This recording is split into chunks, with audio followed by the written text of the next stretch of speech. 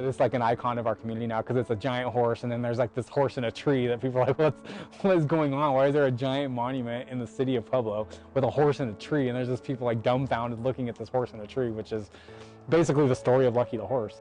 Lucky the horse is kind of an icon here in Pueblo for good reason. He's well over 100 years old.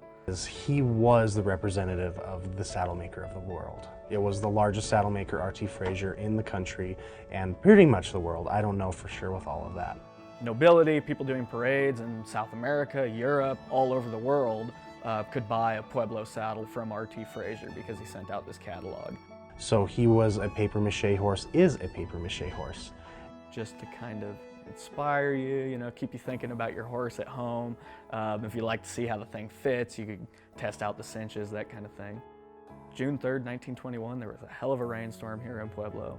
It just rained and rained and rained like mad. The snow melt was coming down. It suddenly got very hot that summer after a fairly cool spring, and all that snow melt raged down the Arkansas, met with that rain that was coming down. And these lines right here show where the flood levels were. This is the west side of town. The state hospital's right here. Right here, the flood did go up. That was a creek that still is there today, but it did do much damage here. And there were levees upstream, and there were levees on the city, and then the levees gave way and it flooded through town. Because water, as you can see right here, it likes to flow, but once you got into town, they straightened it out right by where our current city hall is. So the water had nowhere else to go except just flooding all the way through. So there is a lot of dark to this. And Lucky the horse, along with a lot of other things, was swept out of Frazier's store. The storefront was just busted open by the strength of the river, and Lucky the horse was carried away with it. So, I mean, it was devastating. He was ripped out of the store and sent a few miles away down into, I believe, Avondale's, where he was found in a tree about 15 feet in the air.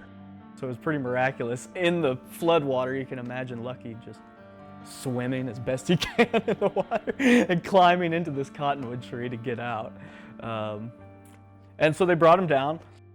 Mac McConnell purchased Lucky. McConnell was another saddler here in Pueblo. He was put into a store on Union, where he was just a nice piece of history for Pueblo. In 1989, Anderson Carpet, which is right next door to McConnell's saddle shop, caught fire. All the vinyl and things like that was in the carpet just burned like hell. It was very hot, and it ended up traveling from the carpet factory into McConnell's shop, and it burned down. And the first thing those firefighters did was they broke the window and they took Lucky out of the building before they even started putting the fire out. So this horse has survived both a flood and a fire, and we say he's made it through hell and high water. So that horse has seen quite a bit of Pueblo history, and we're proud that he's still in our museum today and we can share that story with many other people. More than some other communities, we like to define ourselves by tragedies we've had. But the horse survived that flood, right? He swam out of the river and climbed up into this tree, and he was took down and put back to work. And that was the same like everybody else. Yes, it was the first work of public art that I did in Pueblo after returning from my travels and my studies. It's painted on the building that Lucky was in. So that building where the mural is, it was Frazier Saddlery. So that's why they chose Lucky the horse to be the topic of the mural.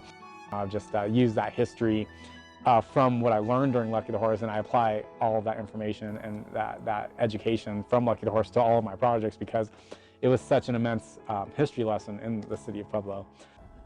I do think that Lucky is a great symbol for Pueblo because Puebloans will continue to fight and continue to survive through thick and thin.